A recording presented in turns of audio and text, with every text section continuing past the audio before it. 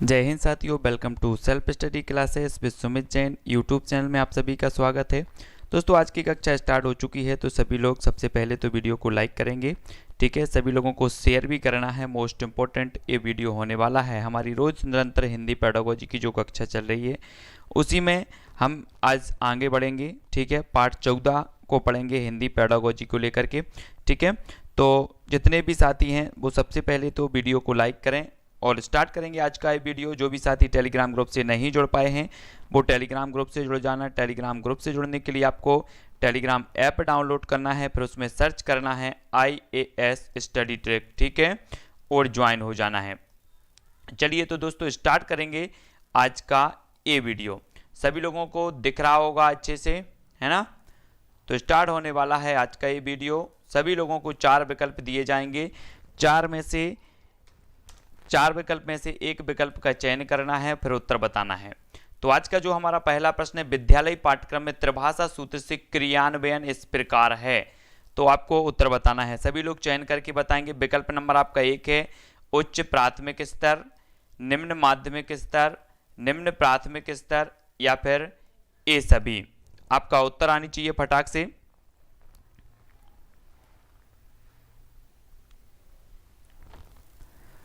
तब आपका जो उत्तर हो जाएगा दोस्तों विकल्प नंबर डी, यानी कि ए सभी। विद्यालय पाठ्यक्रम में त्रिभाषा सूत्र का जो क्रियान्वयन है वो उच्च प्राथमिक स्तर पर भी है, निम्न माध्यमिक स्तर पर भी है और निम्न प्राथमिक स्तर पर भी है। ठीक है, अगला क्वेश्चन देख लेते हैं। मातृभाषा शिक्षण का सिद्धांत निम्न में से है तो कौन सा है? 4 विकल्प हैं, 4 में से आपको उत्तर एक चयन करना है। क्रियाशीलता का सिद्धांत, अभिप्रेरण का सिद्धांत, रुचि का सिद्धांत या ये सभी। मातृभाषा शिक्षण सिद्धांत निम्न में से हैं तो कौन से हैं? तब आपका उत्तर क्या हो जाएगा?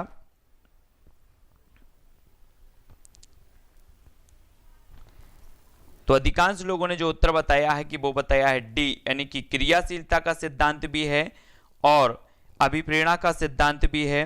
ठीक है, और रुचि का सिद्धांत भी है, यानी कि जो आपका विकल्प नंबर डी है वो आपका बिल्कुल सही हो जाएगा। ठीक है, अगला देखो, उच्च प्राथमिक स्तर पर पढ़ाई जाने वाली भाषा होगी तो बताएं कौन सी होगी? संघीय भाषा, सहसंघीय भाषा, विदेशी भाषा, मातृभाषा या क्षेत्रीय भाषा या उपर्युक्त ए और बी दोनों। तब आपको 4 विकल्प में से चयन करना है अपने उत्तर को और बताना है।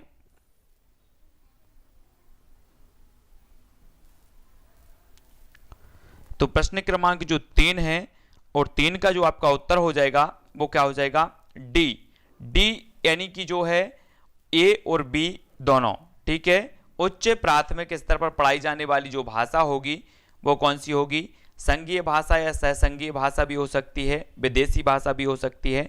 ठीक है, तो प्रश्न क्रमांक 3 का जो डी है उपर्युक्त ए तथा बी आपका बिल्कुल सही हो जाएगा।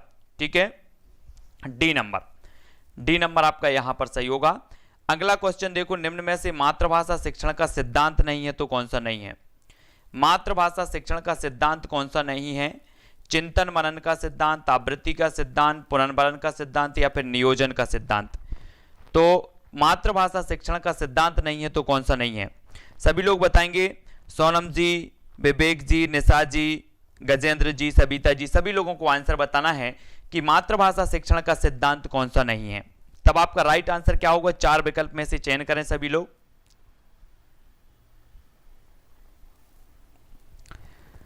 तो आपका बिल्कुल सही जो सिद्धांत होगा कि मातृभाषा शिक्षण का जो सिद्धांत नहीं है वो कौन सा नहीं है? आवृत्ति का सिद्धांत। आवृत्ति यानी कि जो आपका विकल्प नंबर बी है वो नहीं होगा। चिंतन मनन का सिद्धांत है, पुनर्वलन का भी है, नियोजन का सिद्धांत भी है। बी नंबर आपका बिल्कुल सही होगा। ठीक है, आवृत्ति का सिद्धांत बी नंबर। निम्न प्राथमिक स्तर पर पढ़ाई जाने वाली भाषा होगी तो कौन सी? आधुनिक भाषा, राष्ट्रीय भाषा, मातृभाषा या फिर विदेशी भाषा। निम्न प्राथमिक स्तर पर पढ़ाई जाने वाली भाषा होगी तो कौन सी भाषा होगी? शिवम जी, सबिता जी, शिवांगी, अनुराधा जी, सभी लोग आंसर बताएं फटाफट से। ए बी सी डी आपको आंसर में लिखना है कि आधुनिक भाषा, राष्ट्रीय भाषा, मातृभाषा या फिर विदेशी भाषा। तब प्रश्न क्रमांक जो 5 का उत्तर आपका होगा वो क्या होगा? निम्न प्राथमिक स्तर पर पढ़ाई जाने वाली जो भाषा होगी वो कौन सी होगी? मातृभाषा। मातृभाषा यानी कि जो विकल्प नंबर आपका सी है वो यहां पर बिल्कुल सही हो जाएगा, सी नंबर। ठीक है, मातृभाषा। राष्ट्रभाषा किसकी प्रतीक है? सभी लोगों को आंसर बताना। राष्ट्रभाषा किसकी प्रतीक है? बंधुत्व की, प्रेम की, राष्ट्रीय एकता की, वासुदेव कुटुंबकम की। तो आंसर क्या होगा अपना? राष्ट्रभाषा किसकी प्रतीक मानी जाती है? प्रश्न क्रमांक 6, राष्ट्रभाषा सभी लोग जानते हैं कि जो है संपूर्ण देश की जो संपर्क भाषा होती है उसे राष्ट्रभाषा कहा जाता है, ठीक है। और राष्ट्रभाषा किसकी प्रतीक है? प्रश्न क्रमांक 6 का आंसर हमें बताना है। 6 का आंसर होगा आपकी राष्ट्रीय एकता। राष्ट्रीय एकता यानी कि जो विकल्प नंबर आपका बी है वो यहां पर बिल्कुल सही हो जाएगा, बी नंबर का, ठीक है। अधिकांश लोगों ने बिल्कुल सही आंसर बताए हैं। अगला देखो, अंतरराष्ट्रीय भाषा क्या कार्य करती है? अंतरराष्ट्रीय भाषा आपको बताना है अपने विचारों के आदान प्रदान प्रस्तुत करना, एकता स्थापित करना, विभिन्न देशों को मिलाना, विभिन्न राष्ट्रों का एकीकरण। तो अंतरराष्ट्रीय जो भाषा होती है उसका कार्य क्या है, वो कार्य कैसी करती है? मेघा जी, दीपिका, रामकिशन, पुष्पेंद्र जी, एडवांस ज्ञान, है ना, हेमराज, अनुराधा, सभी लोग आंसर बताएंगे कि अंतरराष्ट्रीय भाषा क्या कार्य करती है। प्रश्न क्रमांक 7 का अपना जो उत्तर हो जाएगा वो क्या हो जाएगा? विभिन्न राष्ट्रों का एकीकरण। विभिन्न राष्ट्रों का एकीकरण यानी कि जो आपका विकल्प नंबर डी है वो यहां पर बिल्कुल सही होगा, ठीक है। विभिन्न राष्ट्रों का एकीकरण करती है अंतरराष्ट्रीय भाषा। और डी नंबर जिन्होंने भी बताया उनका आंसर बिल्कुल सही है। अगला क्वेश्चन देखो, भाषा सीखने का परम उद्देश्य क्या है? भाषा सीखने का परम उद्देश्य हमें यहां पर बताना है। और दोस्तों मैं आपको बता दूं कि मैं एक दो दिन मतलब आपका 2 या 3 दिन में मैं आपका वो चालू करने वाला हूं। बिल्कुल शुरू से अपन पढ़ेंगे, है ना। और शुरुआत से कैसे पढ़ना है अपन को कि पूरा का पूरा NCERT पर आधारित आपको पर्यावरण, है ना, बाल विकास और हिंदी पेडागोजी, हिंदी भाषा भी अपन NCERT की लेकर के आ रहे हैं। और पूरा शुरुआत से आपको पढ़ना है। आपके कुछ दिन ही रह गए हैं, जो कुछ भी आपकी थोड़ी बहुत पढ़ाई है उसको कंप्लीट करना है। जो क्वेश्चन NCERT से संबंधित आए हुए हैं वो भी पढ़ेंगे। और सी नंबर यहाँ पर आपका बिल्कुल सही होगा। अपने विचारों को आदान प्रदान में भाग लेने की क्षमता प्राप्त, सी नंबर यहाँ पर बिल्कुल सही होगा, ठीक है, सी नंबर। अगला क्वेश्चन देखो, जून 1966 में भारतीय आयोग ने किस भाषा के रूप में परिवर्तन की सिफारिश की थी? 1966 में, जून 1966 में भारतीय आयोग ने किस भाषा के रूप में परिवर्तन की सिफारिश की थी? प्रादेशिक भाषा के रूप में, अहिंदी भाषी क्षेत्र के लिए त्रिभाषा के रूप में परिवर्तन, या फिर इनमें से कोई नहीं। तो जून 1966 में हमें बताना है कि जून 1966 में भारतीय आयोग ने किस भाषा के रूप में परिवर्तन की सिफारिश की थी। तब आपका आंसर क्या होगा? यहां पर आंसर हो जाएगा प्रश्न क्रमांक 9 का बी। 9 का बी यानी कि अहिंदी भाषी क्षेत्र के लिए जो है भाषा के रूप में परिवर्तन की सिफारिश की थी। तो बी नंबर यहां पर आपका सही होगा, अहिंदी भाषी क्षेत्र के लिए। तो 1966 में भारतीय आयोग ने, ठीक है। हाँ, मातृभाषा की क्या विशेषता है? मातृभाषा की विशेषता बताना है आपको। अनुवाद करके पढ़ाया जाना, या फिर जैसा का वैसा बता देना, बिना अनुवाद करके पढ़ाया जाना, या फिर उपर्युक्त में से कोई नहीं। सभी लोग आंसर बताएंगे। मातृभाषा की क्या विशेषता है? मातृभाषा की विशेषता बतानी है।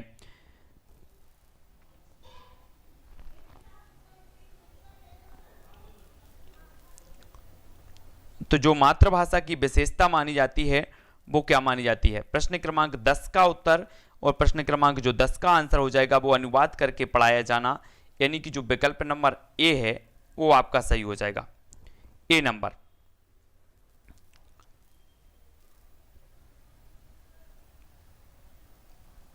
अगला क्वेश्चन देख लो, भावाभिव्यक्तिकरण का सर्वोत्कृष्ट साधन है, तो जल्दी से बताएं। भावाभिव्यक्तिकरण का सर्वोत्कृष्ट साधन है तो कौन सा है? कोई भी एग्जाम डेट नहीं बढ़ेगी, एग्जाम उसी डेट पर होगा, है ना। भावाभिव्यक्तिकरण का सर्वोत्कृष्ट साधन है तो कौन है? लचीली भाषा, भावाभिव्यक्तिकरण का विदेशी भाषा, मुहावरेदार भाषा, या फिर मातृभाषा। सभी लोगों को बताना है प्रश्न क्रमांक 11 का उत्तर। तो भावाभिव्यक्तिकरण का सर्वोत्कृष्ट जो भाषा मानी जाती है वो कौन सी मानी जाती है? मातृभाषा। मातृभाषा यानी कि जो विकल्प नंबर आपका डी है वो सही हो जाएगा, है ना। ये पूरे के पूरे NCERT से पुस्तक से एक क्वेश्चन लिए गए हैं और एक किसी ना किसी क्वेश्चन से पूछे गए हैं, ठीक है। किसी ना किसी क्वेश्चनों में, किसी ना किसी प्रश्न पत्र में पूछे गए हैं। तो भाषा का प्राथमिक रूप क्या है? पढ़ना, लिखना, बोलना या इनमें से कोई नहीं। मैं आपको पूरा का पूरा फिर से पूरा का पूरा सिलेबस विस्तृत में पढ़ाऊंगा। एनसीईआरटी की पूरी बुक मैं लेकर के आया हूं और पूरी की पूरी मैं विस्तृत में आपको पढ़ाऊंगा और फिर उसके बाद अभ्यास भी करवाऊंगा, एक एक पॉइंट आपका क्लियर हो जाए, क्योंकि अब नजदीक समय है। ठीक है, तो भाषा का प्राथमिक रूप क्या है सभी लोगों को बताना है। प्रश्न क्रमांक बी, तो बी का इसका सही हो जाएगा। ठीक है, बोलना। भाषा का प्राथमिक रूप जो माना जाता है वो क्या माना जाता है? बोलना, यानी कि जो बी नंबर है वो बिल्कुल सही होगा। भाषा शिक्षा के उद्देश्य हैं तो क्या है? प्रभावोत्पादक और रमणीय ढंग से बोल और लिख सकें, बातें ठीक ठाक समझ और पढ़ सकें, सुवाचन, सुवाणी और सुलेखन, शुद्ध सरल बातें बताना। तो इनसे कौन क्या हो जाएगा सभी लोगों को बताना है।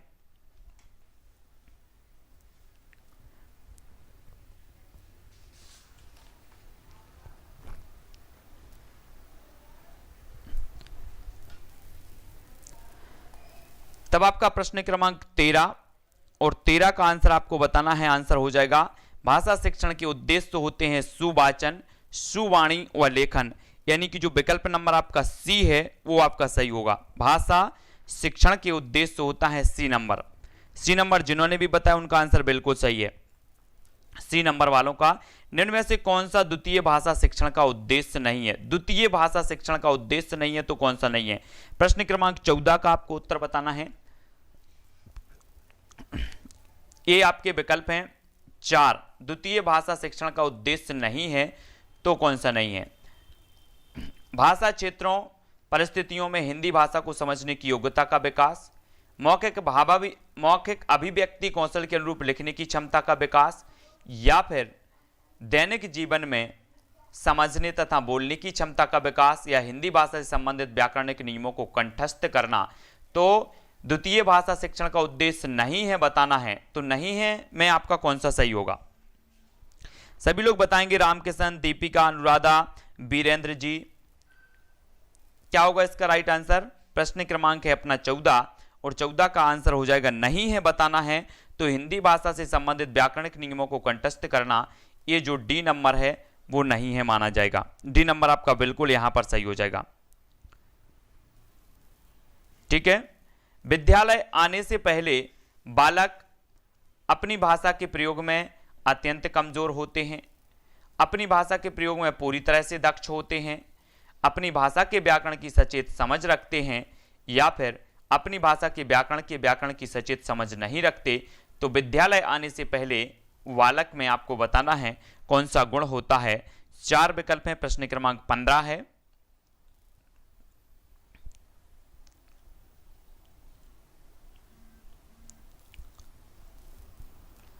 तब विद्यालय आने से पहले बालक अपनी भाषा के व्याकरण की सचेत समझ नहीं रखते, यानी कि जो आपका विकल्प नंबर यहां पर डी है वो सही हो जाएगा।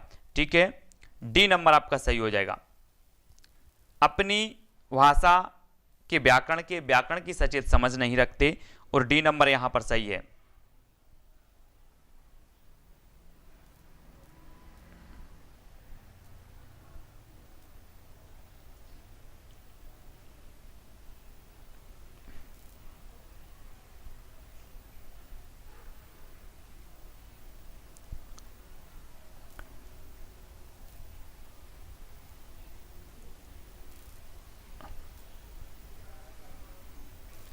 ठीक है, तो डी नंबर आपका यहां पर सही होगा।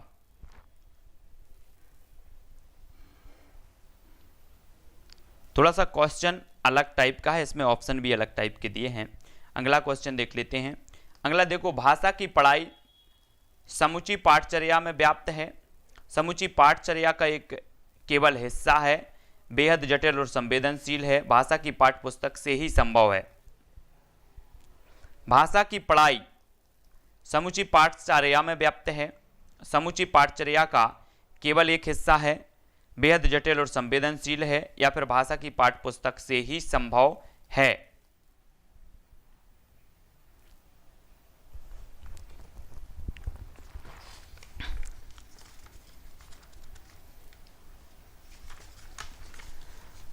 तो 4 विकल्प में से सभी लोग चयन करके उत्तर बताएंगे, और आपका जो उत्तर हो जाएगा कि समूची पाठचर्या में व्याप्त है, यानी कि जो विकल्प नंबर 1 है वो यहां पर बिल्कुल सही होगा, 1 नंबर का।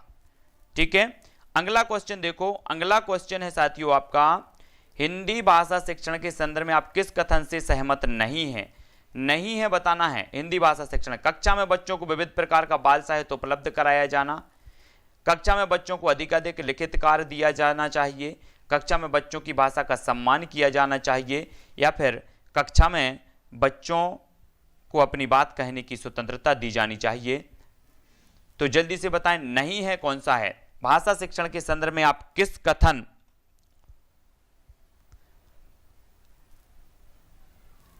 कथन से सहमत नहीं हैं? सभी लोग बताएंगे। जिसको जो क्वेश्चन पूछना है वो वीडियो के लास्ट में या फिर व्हाट्सएप में छोड़ दिया करो, ठीक है? तो मैं आपको पूरा का पूरा बता दूंगा जब भी मुझे टाइम मिलेगा।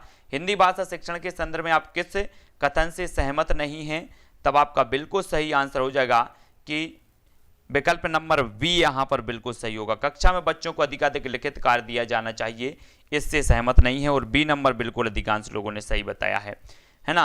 अगला क्वेश्चन देखो, बच्चों को अपने लेखन के प्रति आत्मविश्वास जगाने के लिए जरूरी है कि उनके द्वारा लिखी गई बात का सम्मान किया जाए, उनके लिखने की गति पर ध्यान दिलाया जाए, या फिर उनके अक्षरों की बनावट की प्रशंसा की जाए, या उनकी वर्तनी की शुद्धता को सराहा जाए।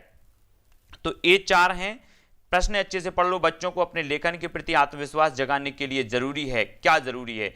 उनके द्वारा लिखी गई बात का सम्मान किया जाए, उनके लिखने की गति पर ध्यान दिलाया जाए, उनके अक्षरों की बनावट की प्रशंसा की जाए, या उनकी वर्तनी की शुद्धता को सराहा जाए। तो आप बताएं, लिखी गई बात का सम्मान किया जाए, उनके द्वारा लिखी गई बात का सम्मान, लेखन के प्रति बताना है आपको, लेखन के प्रति आत्मविश्वास जगाने के लिए। तो लेखन के प्रति आपको बताना है, तब आपका बिल्कुल सही आंसर क्या होगा? उनकी वर्तनी की शुद्धता को सराहा जाए, यानी कि जो आपका विकल्प नंबर डी है वो यहां पर सही हो जाएगा।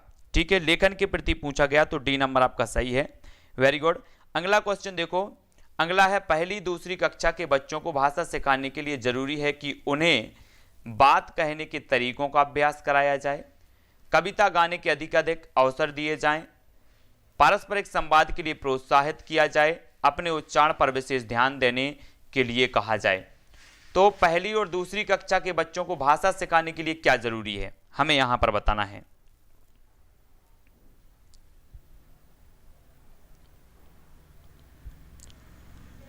तब आपका राइट आंसर क्या हो जाएगा? धर्मेंद्र जी, सबिता, अरुण जी, दीपक, वीरेंद्र जी, शिवांगी जी, गायत्री जी, सोनम जी, सभी लोग आंसर बताएंगे। ज्योति जी, प्रश्न क्रमांक 4 का बिल्कुल राइट आंसर हो जाएगा ए, यानी कि बात कहने के तरीकों का अभ्यास करवाया जाए।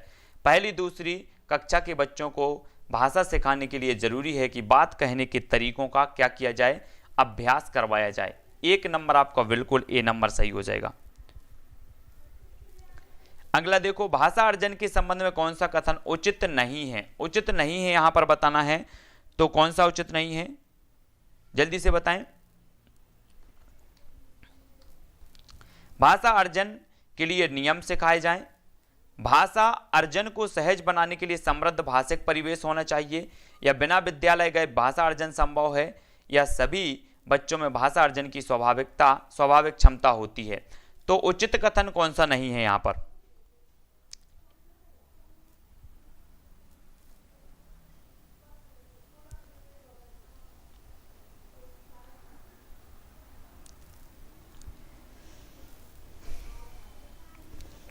तब आपका बिल्कुल सही आंसर कौन सा होगा? ए यानी कि भाषा अर्जन के लिए नियम सिखाए जाते हैं।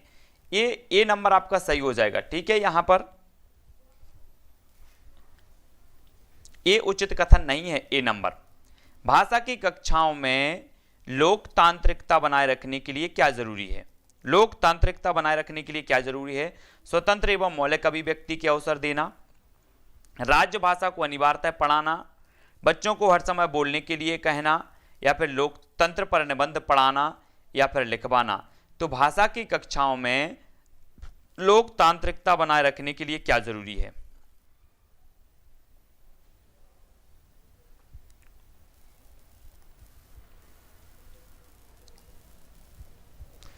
तब आपका बिल्कुल सही आंसर हो जाएगा क्या? स्वतंत्र एवं मौलिक अभिव्यक्ति के अवसर देना। ए नंबर बिल्कुल सही है, ठीक है, ए नंबर आपका राइट आंसर होगा। अगला देखो, बच्चे के व्यक्तित्व निर्माण में खालिस्तान का महत्वपूर्ण योगदान है। तो विदेशी भाषा का, मातृभाषा का, शास्त्रीय भाषा का या क्षेत्रीय भाषा का? बच्चे के व्यक्तित्व निर्माण में खालिस्तान का महत्वपूर्ण योगदान है, तो किसका है?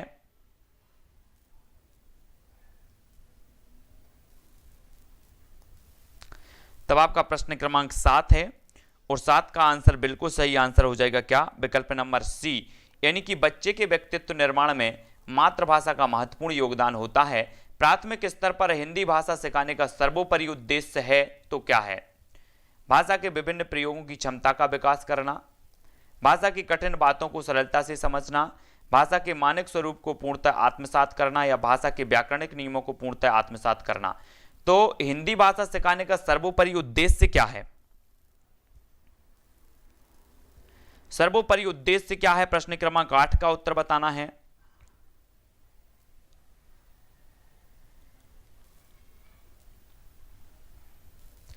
तब आपका बिल्कुल आंसर सही होगा। भाषा के विभिन्न प्रयोगों की क्षमता का विकास करना प्राथमिक स्तर पर हिंदी भाषा सिखाने का सर्वोपरि उद्देश्य होता है। विकल्प नंबर ए, है ना, ए, यानी कि भाषा के विभिन्न प्रयोगों की क्षमता का विकास करना। ए नंबर यहां पर आपका सही होगा।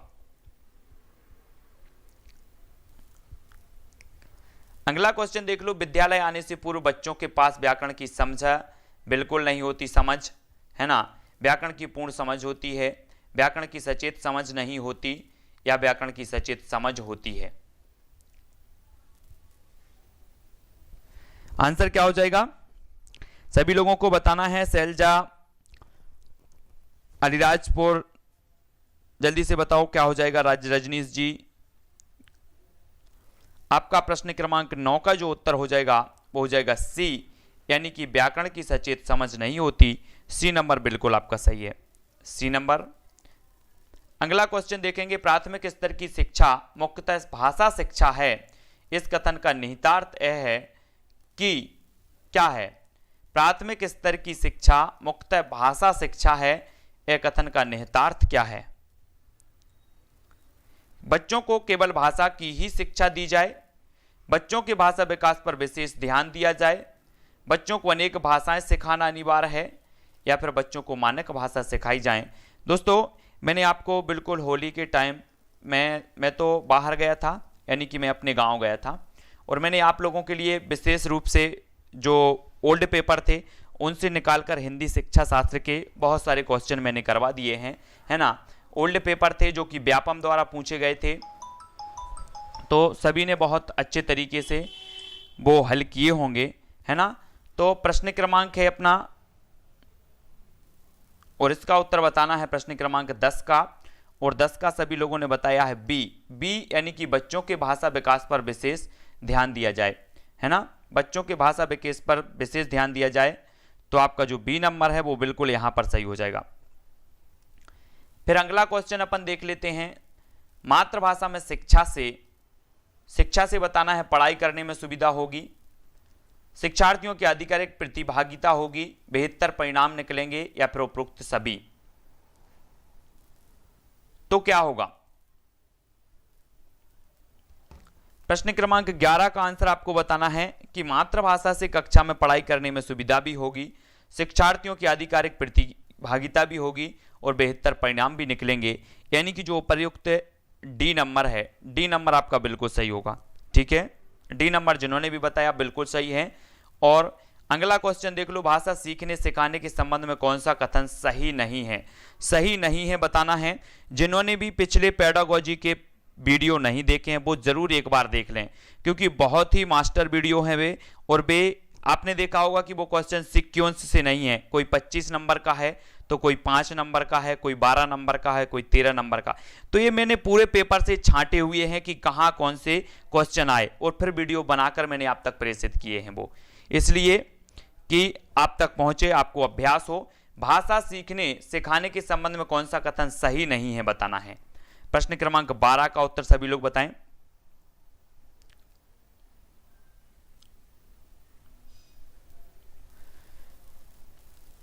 आपका कथन सही नहीं है, तो सही नहीं है। कौन सा है? वी नंबर, कि भाषा अर्जित करना सहज होता है, सहज नहीं होता भाषा अर्जित करना। तो बी नंबर यहां पर आपका सही हो जाएगा। संचार माध्यम भाषा सीखने में मदद करते हैं, बिल्कुल करते हैं। भाषा विद्यालय में अर्जित की जाती है, बिल्कुल की जाती है। भाषा परिवेश से सीखी जाती है, बिल्कुल सीखी जाती है। ठीक है, भाषा स्वाभाविक तो होती है लेकिन इतनी सहज नहीं होती, तो आपका बी नंबर यहां पर बिल्कुल सही हो जाएगी। अगला क्वेश्चन देखो, भाषा में सीखने और अर्जित करने में अंतर का सर्व प्रमुख कारण है तो क्या है?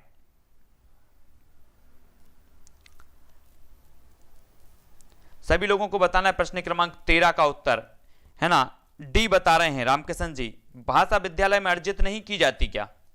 सभी लोग बताएंगे भाषा विद्यालय में अर्जित नहीं की जाती क्या?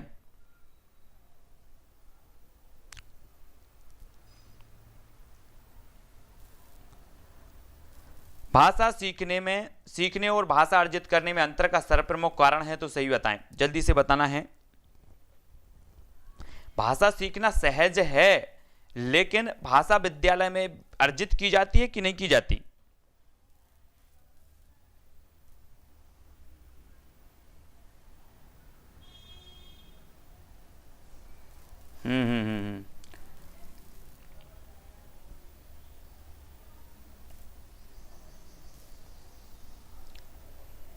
बिल्कुल राइट, बिल्कुल राइट, यहां पर ही दिया है, ओनली दिया है, बिल्कुल सही है ना। तो आपका यहां पर बिल्कुल सही हो जाएगा डी, बिल्कुल राइट आंसर, बहुत बढ़िया। डी नंबर यहां पर बिल्कुल सही होगा। भाषा विद्यालय में ही अर्जित की जाती है, ही जो है ना यहां पर ही ने चेंज कर दिया, यानी कि डी ही सही हो जाएगा, बिल्कुल राइट आंसर। डी नंबर आपका बिल्कुल सही होगा। अगला देखो, भाषा में सीखने और भाषा अर्जित करने में अंतर का सर्वप्रमुख कारण है तो क्या है? अगला देख लो, बिल्कुल सही है।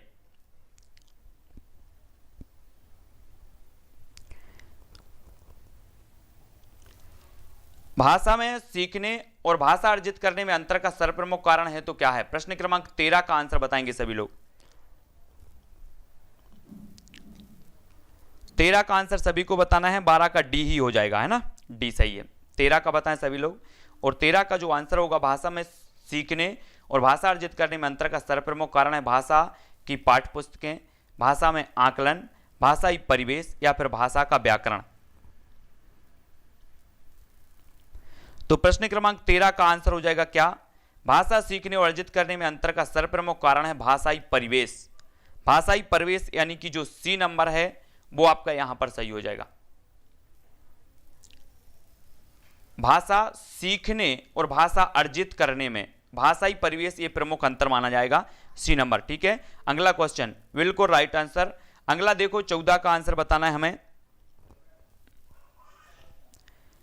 प्राथमिक स्तर की शिक्षा में संप्रेषण का माध्यम खाली स्थान ही होना चाहिए क्योंकि इसी भाषा में ही बच्चे का मस्तिष्क सबसे पहले क्रियाशील होता है। तो आपको बताना है, बिल्कुल सही आंसर सभी लोग बता रहे हैं और बिल्कुल एक सचेत प्रहरी के रूप में आप लोग देख रहे हैं। बहुत बढ़िया है कि कोई भी क्वेश्चन गलत ना हो, है ना। तो आंसर हमें बताना है प्रश्न क्रमांक 14 का, और 14 का आंसर क्या हो जाएगा? वो हो जाएगा बी, यानी कि मातृभाषा में ही होनी चाहिए। बी नंबर यहां पर बिल्कुल सही हो जाएगा।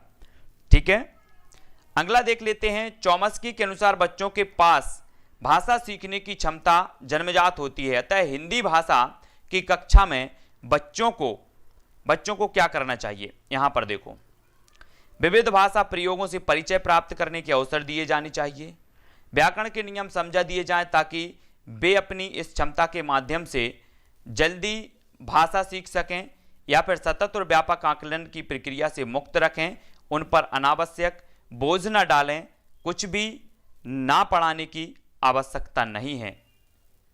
तो यहां पर आपको बताना है चॉम्स्की के अनुसार कि बच्चों के पास भाषा सीखने की क्षमता जन्मजात होती है, अतः हिंदी भाषा की कक्षा में बच्चों को और 4 विकल्प पढ़ो, उत्तर क्या हो जाएगा आपका? प्रश्न क्रमांक है अपना 15, और 15 का सभी लोगों ने बताया कि विविध भाषा प्रयोग से परिचय प्राप्त करने के अवसर दिए जाने चाहिए, यानी कि जो विकल्प नंबर आपका ए है वो यहां पर बिल्कुल सही हो जाएगा, ए नंबर। ठीक है, ए नंबर आपका बिल्कुल सही है यहां पर। अगला क्वेश्चन देखेंगे, प्राथमिक स्तर पर भाषा शिक्षण का मुख्य उद्देश्य है तो क्या है। प्राथमिक स्तर पर हमें बताना है 4 अक्षर वाले शब्द पढ़ लिख लेना, या फिर पाठ्य पुस्तक के अंत में दिए गए सभी अभ्यासों को पूरा करना, या दूसरों की बातों को धैर्य से सुनना और सुनी गई बात पर अपनी टिप्पणी देना, वर्णमाला को क्रम से याद करना। तो भाषा शिक्षण का मुख्य उद्देश्य बताना है प्रश्न क्रमांक 16 का, प्राथमिक स्तर पर।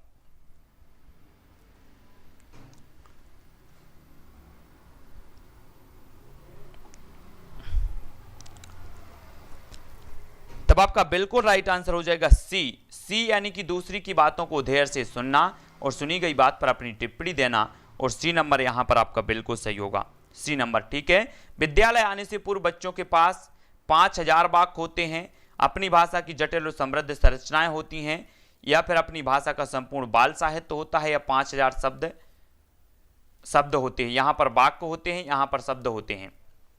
तो विद्यालय आने से पूर्व बताना है हमें।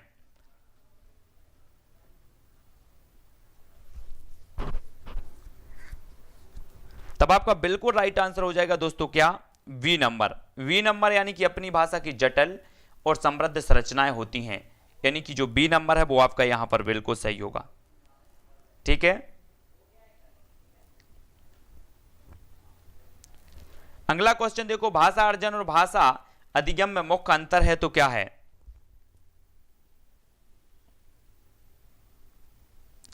सभी लोगों को बताना है भाषा अर्जन और भाषा अधिगम में मुख्य अंतर क्या है। भाषा लेखन के अभ्यास का, पाठ्य पुस्तक के अभ्यासों का अभ्यास करने का, या स्वाभाविकता का, भाषा नियमों को स्मरण करने का।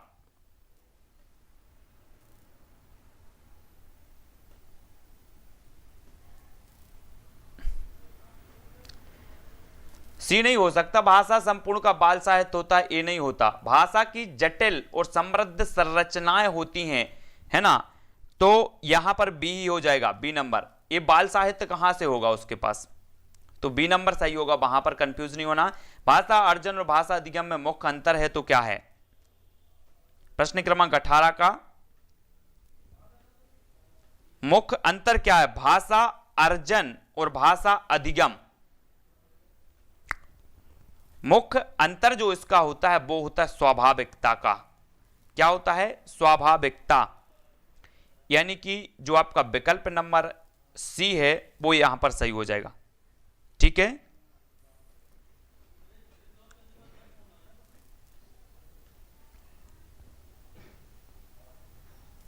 अगला देख लो, प्राथमिक स्तर पर भाषा शिक्षण का उद्देश्य क्या है। कुशल वक्ता बनना, साहित्य की विधाओं से परिचित कराना, हिंदी के विविध रूपों से परिचित कराना, कुशल लेखक बनना। तो प्राथमिक स्तर पर आपको बताना है 19 का आंसर। प्राथमिक स्तर पर भाषा शिक्षण का उद्देश्य है तो क्या है। ए नंबर आपका कट गया, ए नहीं है। बी नंबर साहित्य की विधाओं से परिचित कराना, वो भी नहीं है। ठीक है, सी आप पर छोड़ देते हैं, और कुशल लेखक बनना, ए भी नहीं है। यानी कि आपका उत्तर क्या हो जाएगा, सी नंबर। ठीक है, सी नंबर आपका बिल्कुल सही है। भाषा एक औजार है जिसका उपयोग करते हैं जीवन जगत को प्रस्तुत करने के लिए, जिंदगी को समझने के लिए, जिंदगी से जुड़ने के लिए, या उपरोक्त सभी। भाषा एक औजार है जिसका उपयोग करते हैं, तो किस में करते हैं, प्रश्न क्रमांक 20 का आंसर बताना है हमें। तो जीवन जगत को प्रस्तुत करने के लिए करते हैं, जिंदगी को समझने के लिए भी करते हैं, जिंदगी से जुड़ने के लिए भी करते हैं। यानी कि आपका जो उत्तर हो जाएगा वो क्या हो जाएगा, उपरोक्त सभी। उपरोक्त सभी यानी कि डी नंबर।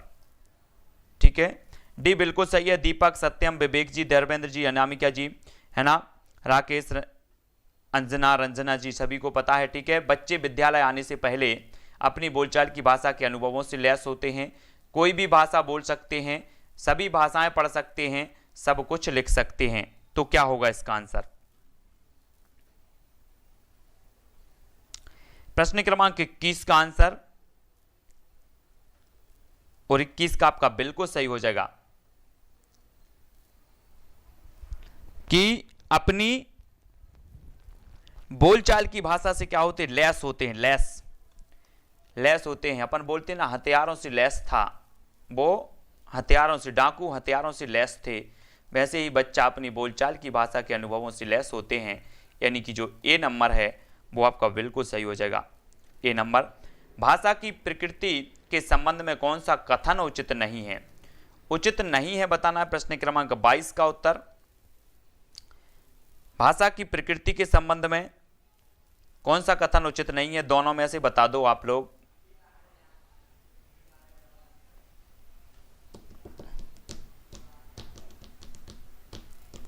सभी लोगों को वीडियो को लाइक करना है, यथावत आपकी क्लासें चलेंगी, ठीक है। सभी लोगों को बता देना है, और जब भी मैं 1-2 दिन या 1 दिन का यहाँ पर गैप होगा तो मैं आपको बता दूंगा, या फिर वीडियो आपको बना करके मैं पूरा का पूरा टाइम टू टाइम सेट कर दूंगा, तो आप तक वीडियो पहुंच जाए। भाषा की प्रकृति के संबंध में कौन सा कथन उचित नहीं है? प्रश्न क्रमांक 22 का उत्तर हो जाएगा कि भाषा कठोरता से व्याकरण नियमों का अनुसरण करती है, तो बी नंबर यहाँ पर आपका बिल्कुल सही होगा, ठीक है, बी नंबर। सभी लोग वीडियो को लाइक करेंगे, और किसी का कोई डाउट लगता है, कुरैशी जी है ना, शैलजा जी, शिल्पा जी, आशीष जी, किसी को कोई डाउट लगता है तो जल्दी जल्दी से पूछ लो, और बाद में भी अगर कोई डाउट लगता है तो व्हाट्सएप पर मैसेज छोड़ दिया करो। सोनम जी, मधु जी, सरिता, रामकिशन और रमेश जी, चंचल जी, प्रतिभा जी, आरती जी, पुष्पेंद्र जी, ठीक है, और सोनू जी, ठाकुर जी, 1-2 दिन में अपन पूरा का पूरा सेटलमेंट करते हैं पूरी क्लासों का। राहुल यादव, अलिराज जी, लखन लोधी जी, ठीक है। अब अपने कुछ ही दिन बचे हैं जिनमें हमें बहुत सारी चीज़ें पढ़नी है ना। सुरेंद्र जी, मेघा जी और आरती, सत्यम जी, सोनू, आशीष जी, सभी के लिए बहुत बहुत धन्यवाद। अनिल जी, पूजा, निशा, छोटे लाल, ज्योति गुप्ता जी, हरी और साधना जी, रामकिशन, राहुल, प्रेमिला जी, ठीक है। देखो लेस जो होता है ना, अगर हम पढ़ेंगे लेस, एक लेस मतलब होता है घटाना, और एक लेस मतलब होता है कि पूरा का पूरा मतलब उसका साथ मान के चलो कि लेस थे, अपन बोलते हैं ना हथियारों से लेस थे। तो यहां पर अपन अगर बात करें तो लेस 2 जगह आ गया तो यमक अलंकार हो जाएगा। एक लेस अपन करते कि लेस हो गया, मेरा तो व्यापार में बहुत लेस हो गया, इस प्रकार से बोलते ना। शैलजा और वो डाकू थे जो हथियारों से लेस थे, मतलब बहुत सारे हथियार उनके पास थे, ठीक है। और व्हाट्सएप नंबर वो चल रहा है, ऊपर आपकी स्क्रीन पर है, ऊपर अच्छे से देखें, ठीक है। राजेंद्र जी, सत्यम जी, जहीद जी, शैलजा, पूजा जी, आशीष जी, रामूराज चौधरी जी, ठीक है, सोनू जी,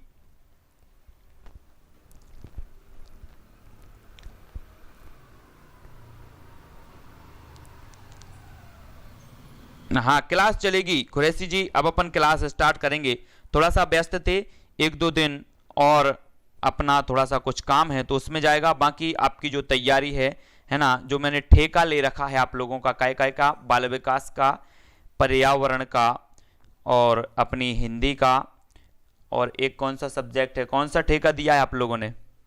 पूजा जी, पुष्पेंद्र जी, सत्यम जी, है ना, आशीष जी, मालती, सरिता, अनुराधा,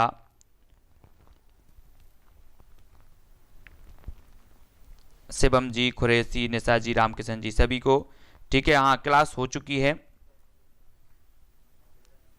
ठीक है। और जो भी साथी टेलीग्राम ग्रुप से नहीं जुड़े हैं वो टेलीग्राम ग्रुप से जुड़ जाएं।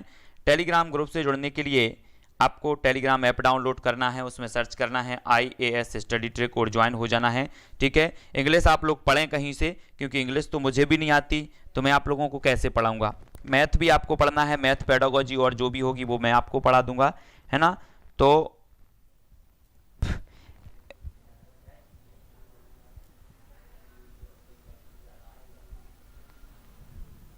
ठीक है, तो सभी के लिए बहुत बहुत धन्यवाद। पूजा, जाहिद जी, ठीक है, बहुत बढ़िया। आकाश जी, धर्मेंद्र जी, रानू सोनी जी, राजेंद्र जी,